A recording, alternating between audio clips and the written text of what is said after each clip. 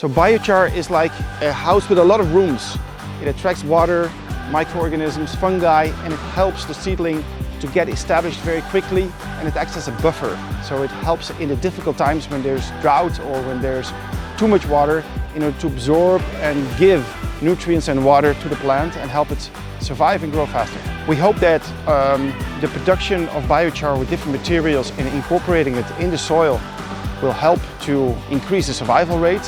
We've seen already fantastic results with that in other projects as well around the world. In that way, to give more attention to circular economy principles and help landowners and us as project developers to create more even carbon neutral projects and ensure that we bring all that carbon back in the soil and let it do its work there to help build soil quality and soil life.